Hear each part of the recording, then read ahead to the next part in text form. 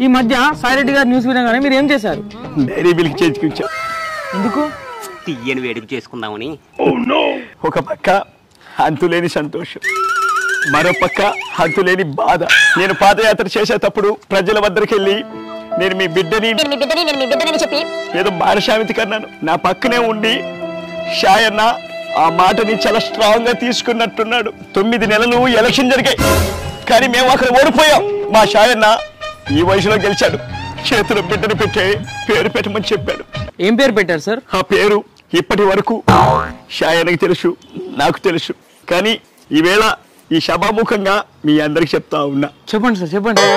షాయిలీల election లో షాయన్న తిరుగుతా ఉంటే చాలా కష్టపడి జగనన్న నాకు శాంతి కావాలి, నాకు శాంతి కావాలంటుంటే నేనింకా మనశ్శాంతి కావాలనుకున్నా. కానీ ఈ శాంతి అని ఇప్పుడే తెలిసింది. మీరే మాకు న్యాయం చేయాలన్నా. పార్టీకి అన్యాయం చేసి ఇప్పుడు న్యాయం చేయమంటున్నాం. నేను చెప్పిందేంటి, మీరు చేసిందేంటి? మీరు చెప్పిందే మేము చేసామన్నా. మీరు మా ఇద్దరు కలిసి పని చేయమన్నారు, అదే చేసాం. కలిసికట్టుగా పని చేయమని చెప్పారు. పార్టీలో, ఫ్లాట్ లో కాదు. ఎవరైనా మన గురించి మాట్లాడితే వాళ్ళ నోటికి తాళం ఏమని చెప్పా. మీరేం చేశారు? ఆ తాళం చేసి లోపలికి పోయారు. మీరే ఇలా అంటే ఎలా అన్నా? అరే దువ్వడా, నువ్వు మాట్లాడుకురా. దువ్వుంది నువ్వు, ఆ చుండ్రు నా మీద పడుతుందిరా. మంచోడు సౌమ్యుడు అని మీరే కదా నాకు సర్టిఫికేట్ ఇచ్చింది. నీకే కదరా బాబు, అందరికి అదే చెప్పాడు. ఎవడంటే ఇప్పుడే కదా తెలుస్తుంది. అన్న కూడా ఏంటో తొందరలోనే తెలిసిద్ది. ఈ మధ్య మన మాధురి గీతా మాధురిలో పాటలు కూడా పాడుతుందన్న నువ్వు వాడి కోసం.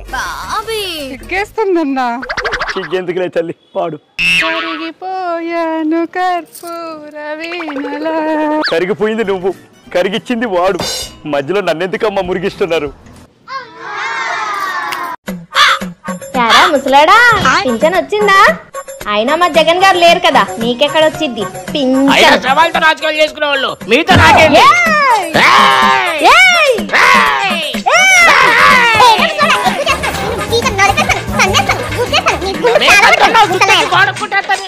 ఏమనుకుంటున్నావే? మనకు 11 సీట్లు వచ్చినాయి, ఎంత అవసరమా? నిన్ను చంపుతా, నరుకుతా, కొరుకుతా. ఈ సవాల్ పార్టీ ఇప్పుడే ప్రూవ్ చేస్తాను.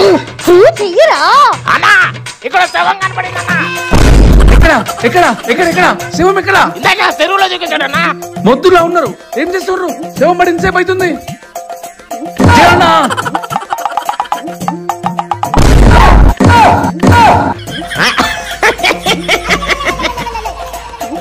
ఇంకా రాడేంటి? ఆ శవం కోసం ఆడుకోవడం శవం అయిపోయినట్టు. జగన్మోహన్ రెడ్డి ఆన్సర్ చెప్పు డబ్బు కొట్టు అనే ప్రోగ్రామ్ కి స్వాగతం. తాతయ్య గారు, జమినిలో పుట్టినరోజు శుభాకాంక్షలు చెప్పంటావా? ఈ రోజు మా మనవడు పుట్టినరోజు, కొంచెం చెప్పవా? పుడిపుడి అరిగలు బుజ్జాయి ఈ రోజు పుట్టినరోజు జరుపుకుంటున్నా. ఆ ప్రోగ్రామ్ కాదండి. మరి నేను ఒక ఫోటో చూపిస్తాను, కరెక్ట్ గా ఆన్సర్ చెప్తే ప్రతి ఫోటోకి 175 రూపాయలు ఇస్తాను. ఓకేనా? ఇదేంటి? ఆకు. ఇదేంటి? చాకు. వావ్. ఇదేంటి? మేకు. ఇదేంటి? కేకు. కేకు. వావ్, సూపర్ గా చెప్తున్నారు బాబాయ్. ఇదేంటి? ఫేకు. ఫేకు. నువ్వు చెప్పరా? తెలియలే తింగరదానా నువ్వు? రమాకాంతం ఇట్రా, ఈ ఫోటో ఏదో చెప్పు.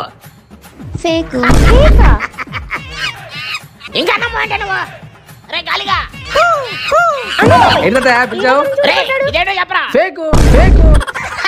ఫేకా? సరే బాబాయ్, నేను వెళ్తాను.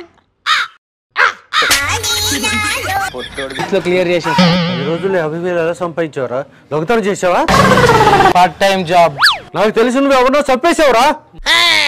చంపేస్తే వచ్చిన డబ్బులు కాదు అంకుల్, చనిపోయిన వాళ్ళ లిస్ట్ చెప్తే వచ్చిన డబ్బులు. ఇలాంటి పార్ట్ టైం జాబ్ ఎవడిచ్చాడురా నీకు? చూసి తట్టుకోగల దమ్ముంటే చూడండి. సైకో. శవాల ఆచూకి చెప్తే శవానికి 5,000 చెప్పున 10 శవాలకు 50,000 ఇచ్చాడు. వర్షం వస్తుంది ఈ టైంలో. బాగున్నా బాబాయ్? మీరు అధికారంలో లేరు కదరా, బానే ఉంటాం. అది సర్లే గానీ చంద్రబాబు వచ్చిన దగ్గర నుండి రాష్ట్రం మొత్తం అల్లర్లతో అల్లకల్లలో ఉంది బాబాయ్. ఎదవలే బానే ఉంది కానీ ఇదిగో బిస్కెట్ తీసుకో. వద్దు, పింఛన్లు కూడా సరిగ్గా అంతలేవు బాబాయ్. ఈ పేటీ ఇంకొకరు అంతున్నాయిలే, కొంచెం బిస్కెట్ తీసుకో. ఇగో వద్దన్నా. తీసుకో బాబాయ్. వద్దు. వద్దంటుంటే ఎందుకు అన్నిసార్లు బతలాడతావు? నేను తింటా కదా. అరాచకాలతో రెచ్చిపోడుతున్న వైసీపీ పార్టీ బిస్కెట్లే కదరా, ఎందుకంత బాధపడుతున్నావు? జగనన్నకి హెల్ప్ చేద్దామని బిస్కెట్లో విషం కలుపుకొని ముసుగడికి పెడదాం అనుకున్నా. ఈ గ్యాప్ లో నువ్వు వచ్చి గుంజుకొని బిస్కెట్ అనేది తినబడుతుంది.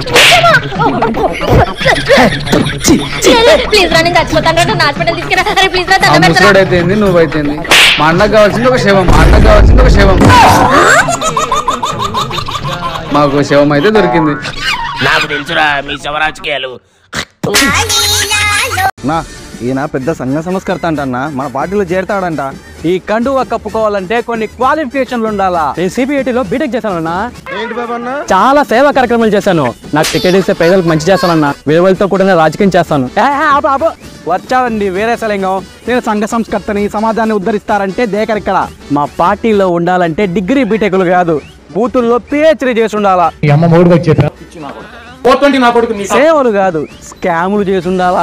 ఉమ్మడి చిత్తూరు జిల్లాను దోచేసింది మాజీ మంత్రి పెద్దిరెడ్డి రామచంద్రారెడ్డి గ్యాంగ్. మంచి కాదు, మర్డర్లు చేసి ఉండాలా.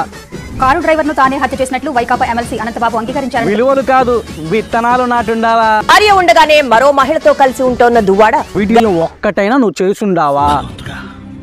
అదే ప్రశ్న. హత్యలు చేయక, స్కాములు చేయక, విత్తనాలు నాటక ఎట్టా వద్దాం అనుకున్నారా ఈ పార్టీలోకి? దెన్నో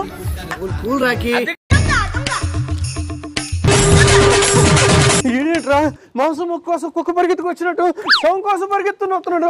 ఆడుతేనయ్యా బాబు కాటి కాపర్ కజిట్ బ్రదర్ పదా. నా కళ్ళల్లోంచి తప్పించుకొని మీరు కాటికి ఎలా పోతారో చూస్తా. 3 రోజులు అవుతుంది శవాన్ని మూసుకుంటూ వెళ్ళి. ఈడెక్కడ దాపరించాడు మనకి. శవం కుళ్ళిపోయింది కూడా, కంపు కొడుతుంది. ఆ శవాన్ని మోసి మీరు కూడా శవంలాగా మారేలా ఉన్నారు. 116 పేటిఎంతో పాటు నా పార్టీలో సభ్యత్వం కూడా ఇస్తా. దయచేసి ఆ శవాన్ని నాకు అప్పగించండి.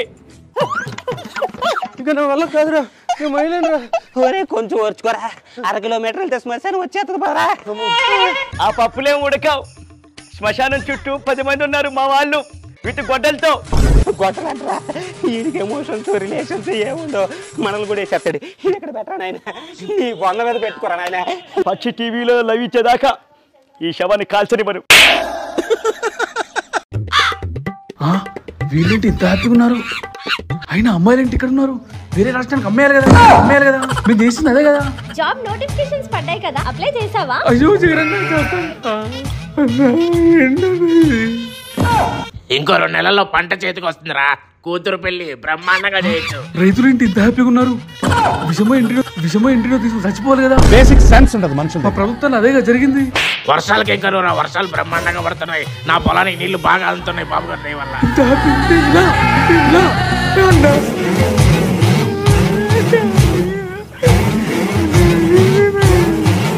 బాబాయ్ పెన్షన్ ఇదిగో 4000. 4000 పెంచిన సంవత్సరం 150 పెంచారు కదా. 150 పెంచారు. నా ఇద్దరు ఉన్నాం అదే చేసింది. ఇలా ఇస్తే అందరు హ్యాపీ అయిపోతారు కదా. చేరండి అన్న వల్ల.